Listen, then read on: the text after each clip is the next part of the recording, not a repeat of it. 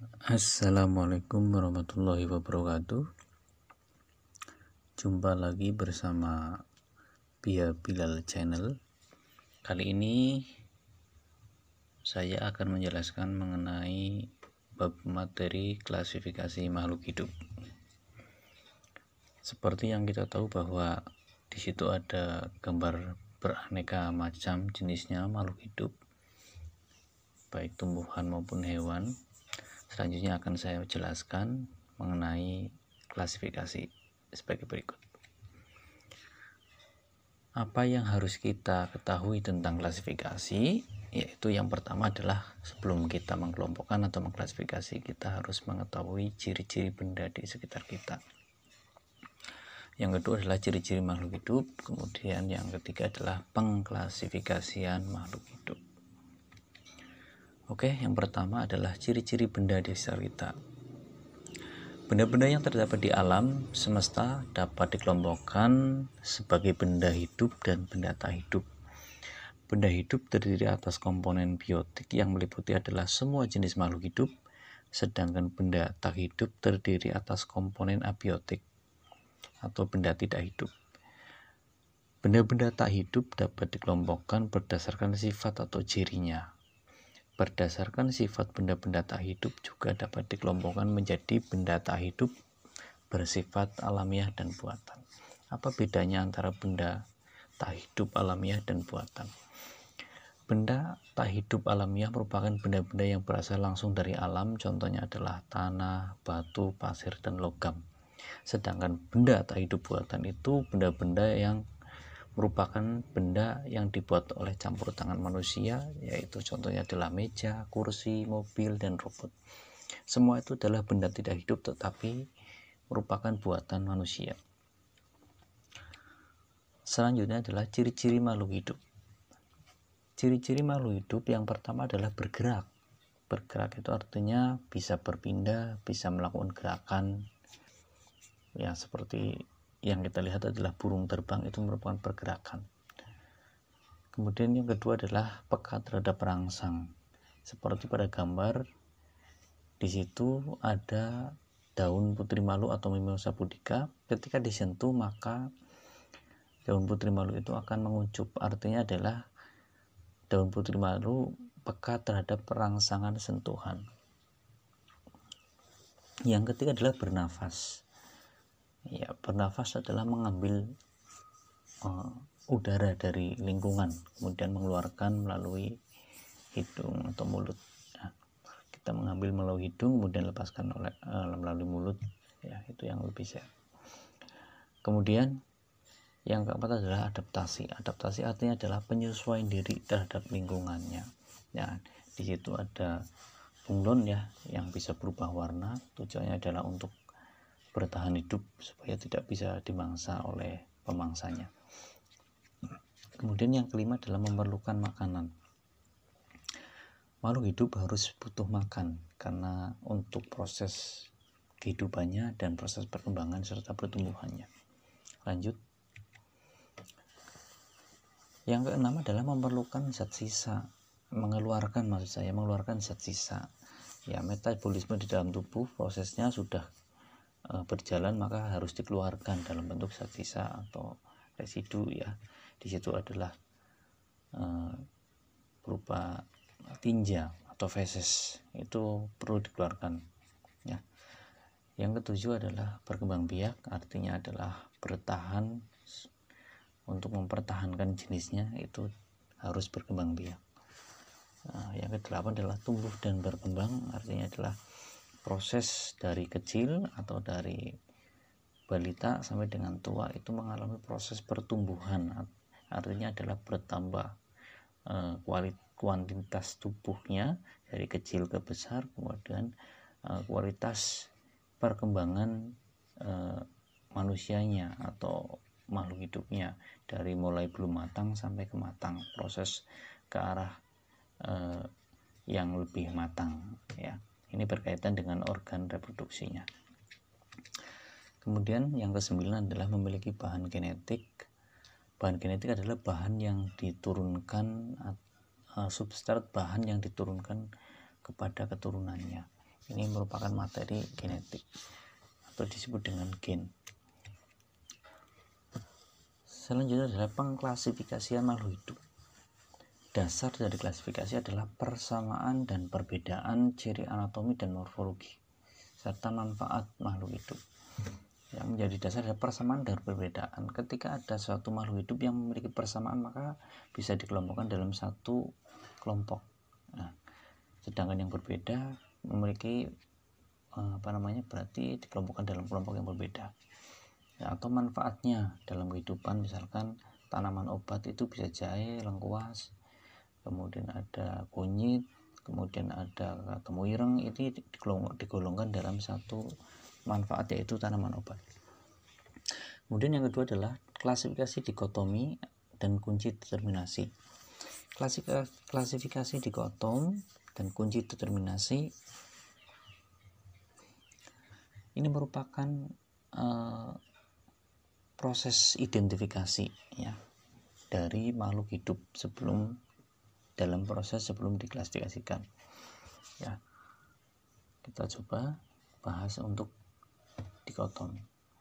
Ya, klasifikasi dikotom, sistem klasifikasi makhluk hidup dibedakan menjadi 3 seperti berikut ya. Ada sistem alami, ada artifisial buatan, dan filogenik. Kemudian ada pemberian nama ilmiah, nama marga, dan penunjuk spesies. Contohnya adalah Mangifera indica. Ini untuk tata nama penamaan dari mangga, itu nama ilmiahnya adalah Mangifera indica. Kata pertama adalah Mangifera, artinya marga, kemudian indica adalah spesiesnya. Yang kedua adalah Panthera tigris atau harimau. Kata pertama adalah marga, kemudian yang kedua tigrisnya adalah spesies. Kemudian ada tingkatan klasifikasi makhluk hidup dari yang tertinggi sampai ke yang terendah. Dari yang tertinggi adalah kingdom dan regnum ya. Kalau regnum itu untuk tumbuhan, kalau kingdom itu untuk hewan. Ini artinya kerajaan. Kemudian ada divisio atau phylum ya. Ini artinya divisinya. Kemudian kelasnya, ordo, familinya atau sukunya, genusnya atau marganya, dan spesies atau jenisnya. Nama penemu dapat disingkat dengan menulis huruf depannya saja. Contohnya adalah Oryza sativa L. L itu singkatannya dari Linnaeus. Linnaeus itu seorang penemu dari Oryza sativa.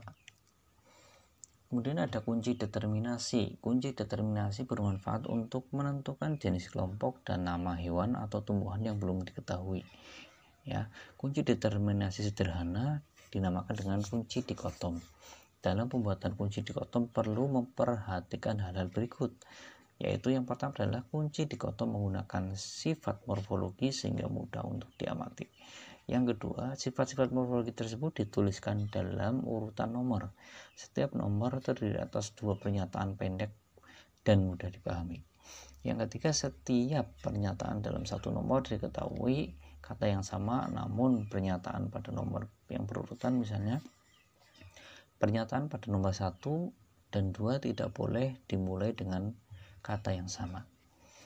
Yang keempat adalah kedua pernyataan satu nomor harus menunjukkan sifat morfologi berkebalikan. Yang kelima adalah kedua pernyataan dalam satu nomor tidak boleh memiliki makna relatif. Contohnya kunci determinasi adalah yang pertama, 1A tumbuhan berspora ini masuk ke angka 2. Yaitu berarti mengacu ke akar rhizoid ya, atau akar rhizoid dan akar serabutnya, ini tumbuhan. Kemudian tumbuhan berbiji ketiga, berarti tulangnya menyirit ataupun tulangnya sejajar. Nah, seperti itu. Berarti ini mengacu ke selanjutnya, nomor selanjutnya begitu. Ya. Kemudian akarnya 2A itu akar rhizoid, lumut daun contohnya. Kemudian akar serabut ini contohnya paku tanduk rusa ya. Kemudian yang ketiga A, tulang daun menyirip. Keempat ya, kemudian tulang daun sejajar ini rumput teki ya. Tadi tulang daun menyirip ke angka 4 berarti ada batang berkayu dan batang berbaseus atau tidak berkayu atau berair ya. Jambu biji itu berkayu dan yang berbaseus itu bayam. Nah, seperti itu. Ini merupakan contoh dari kunci determinasi. Kemudian adalah Kingdom Monera. Chigndomonera itu terdiri dari dua jenis, ada bakteri dan cyanobacteria. Nah, untuk bakteri bisa dilihat ciri-cirinya ya seperti itu. Untuk bentuknya sendiri ada bulat, ada silinder, ada lengkung atau koma, ada spiral atau spirilium. Nah, seperti pada gambar itu animasi itu jenis batang atau basil. Ya. Kemudian ciri-cirinya memiliki alat gerak berupa flagela. Nah, ini flagela ini untuk bergerak. Perkembangbiakannya aksesual melalui pembelahan sel. Kemudian ada yang hidup di air, ada yang hidup di tanah maupun ada yang hidup di udara. Bakteri dapat bersifat menguntungkan maupun yang merugikan. Contohnya itu ada yang menguntungkan, Escherichia coli ini biasanya hidup di dalam usus untuk membantu proses pembusukan makanan. Kemudian ada Lactobacillus bulgaricus yang berperan dalam pembuatan yogurt. Ada lagi nih Salmonella typhosa atau Salmonella typhi ini berperan dalam menyebabkan penyakit tipes ya. Ada Mycobacterium tuberculosis ini menyebabkan penyakit TBC. Kalau cyanobacter ini ciri-cirinya memiliki klorofil sehingga dapat berfotosintesis. Beberapa ganggang hijau biru berkoloni dengan membentuk untaian. Dapat berkembang biak secara pembelahan atau fragmentasi atau dengan pembentukan spora khusus atau akinet. Dapat ditemukan di laut, kolam, selokan, bahkan di sumber air panas. Kemudian contohnya adalah ganggang Oscillatoria, Anabaina, Gleocapsa, dan Nostoc. Ini contoh dari cyanobacteria atau ganggang hijau biru. Kemudian ada kelompok protista. Protista mirip tumbuhan. Jadi ada 3 jenis protista ini. Ada protista mirip tumbuhan atau alga, protista mirip hewan protozoa, dan yang terakhir adalah protista mirip jamur. Kita bahas yang pertama, protista mirip tumbuhan memiliki klorofil karena dinding silnya dan klorofil bersifat autotrof ya, autotrof. Bagian tubuh dapat dibedakan menjadi bersel satu dan bersel banyak. Jadi ada yang uniseluler, ada yang multiseluler. Contohnya di sini adalah Euglena, Laminaria, Eusema, Chlorella, dan Palmaria sp. Selanjutnya adalah protista mirip hewan. Protista mirip hewan ini memiliki ciri-cirinya memiliki alat gerak sehingga mampu bergerak. Alat gerak protozoa berupa pseudopodia atau cilia atau flagella. Ini ada 3 jenis dalam protozoa ini.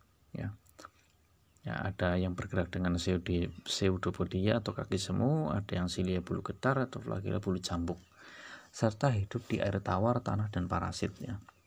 Contohnya adalah Paramecium, Amoeba, Trypanosoma, dan Plasmodium. Kemudian yang ketiga adalah protista mirip jamur.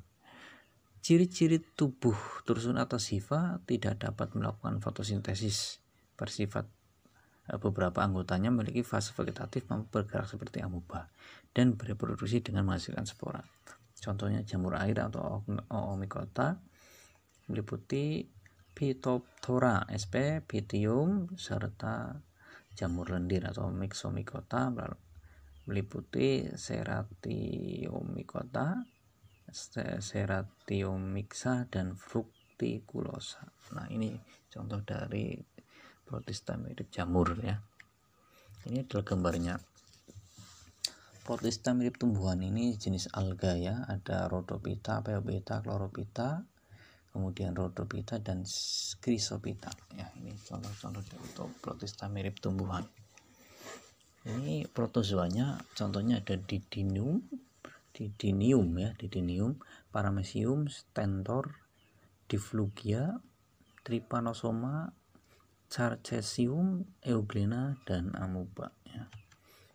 Kemudian ada protista mirip jamur, ini ada Myxomycotina, Oomycotina, Zygomycotina, Ascomycotina, Basidiomycotina, dan Deuteromycotina.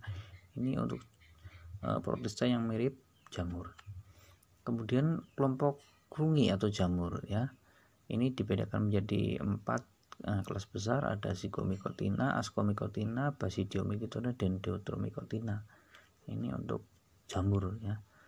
Nah, ciri-ciri utamanya jamur itu memiliki hifa ya, hifa. Kemudian ada yang uniseluler, ada yang multiseluler. Ya, bentuk tubuh atau reproduksi secara aseksual dan seksual ya. Ini umumnya seperti itu.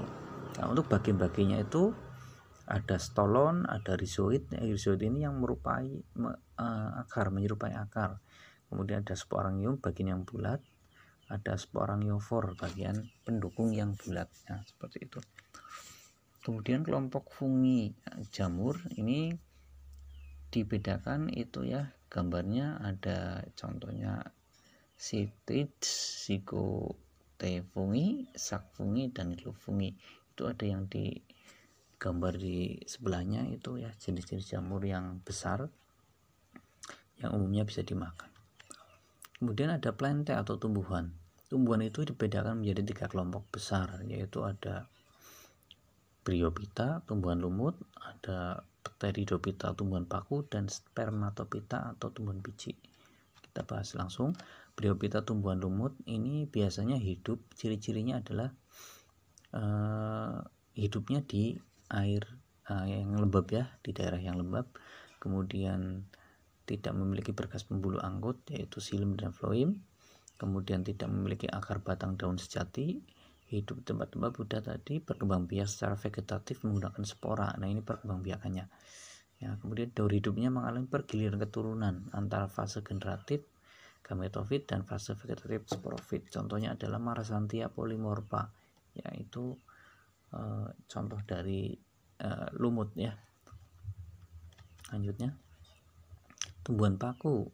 Tumbuhan paku memiliki ciri sebagai berikut. Yang pertama adalah memiliki berkas pembuluh angkut. Jadi ini sudah bisa dibedakan antara akar, batang, dan daun ya, sehingga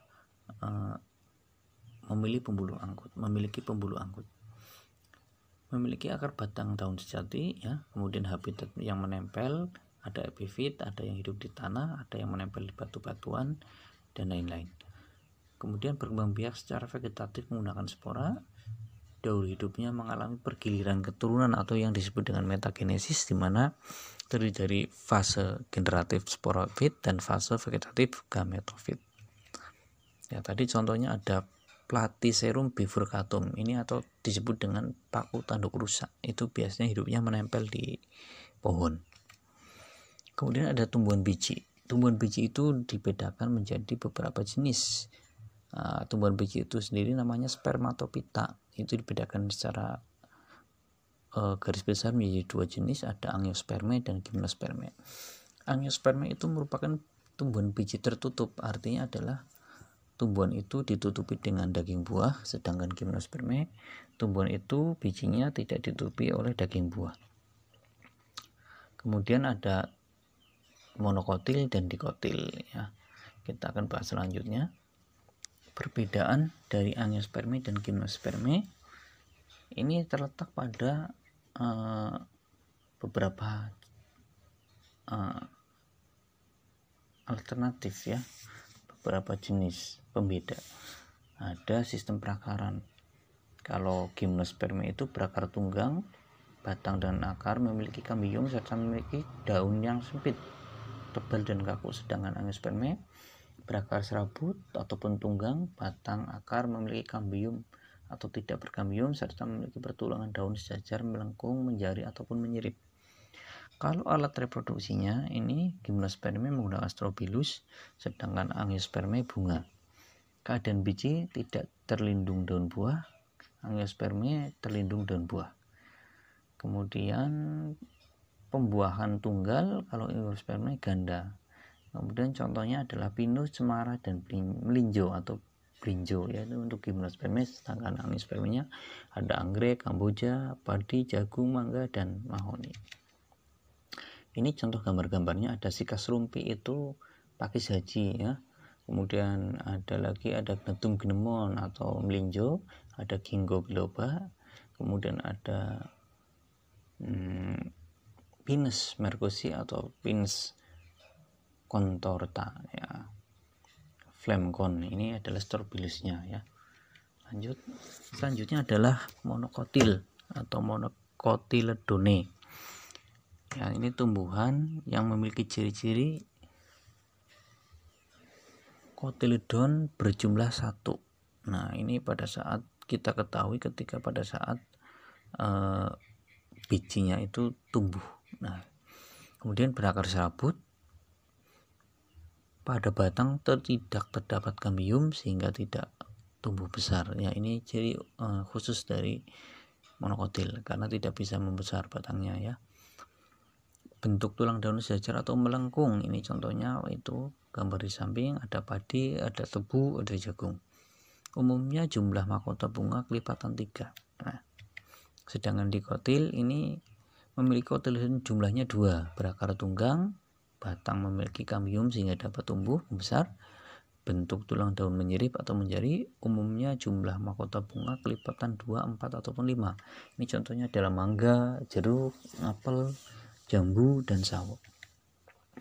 Kemudian kita masuk ke kerajaan animalia atau hewan.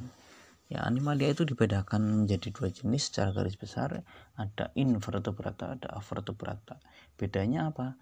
Invertebrata itu tidak punya tulang belakang, sedangkan avertebrata punya tulang belakang.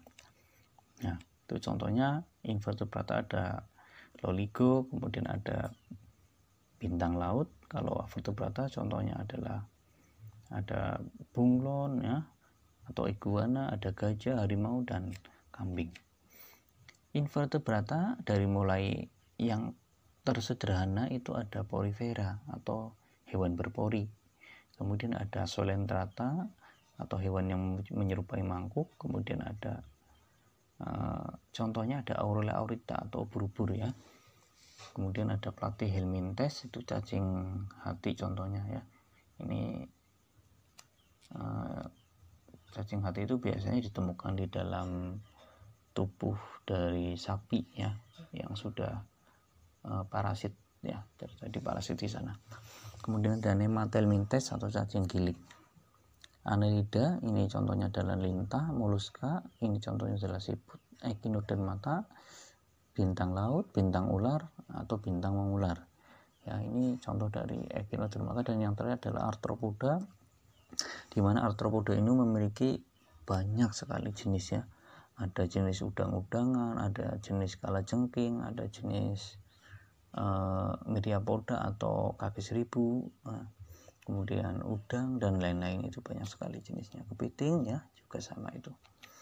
Kemudian vertebrata ini dibedakan menjadi 4 kelas besar, ada Pisces, amfibi, reptil, aves, dan mamalia. Nah, pertama adalah Pisces. Pisces itu ikan, golongan ikan ya, atau kelas ikan. Itu contohnya adalah ikan pari, ikan arwana, dan ikan hiu. Nah, kalau lumba-lumba itu bukan termasuk ikan ya, itu golongan mamalia. Kemudian amfibi atau hewan yang hidup di 2 alam. Contohnya adalah katak, salamander ya. Kemudian ada reptilia atau hewan yang melata, contohnya adalah ular, kemudian buaya, iguana, dan macam-macam ya, banyak sekali jenisnya. Kemudian ada aves atau bangsa burung, ini contohnya ada burung bangau, ayam, burung kacer, atau burung unta ya, itu termasuk jenis burung juga. Kemudian ada mamalia. Mamalia itu contohnya adalah gajah, kemudian singa, dan kucing. Nah, itu saja pembahasan dari saya. Apabila ada salah-salah kata mohon dimaafkan, kurang lebihnya mohon maaf. Assalamualaikum warahmatullahi wabarakatuh. Oh ya, jangan lupa subscribe-nya ya, komen dan like. Terima kasih.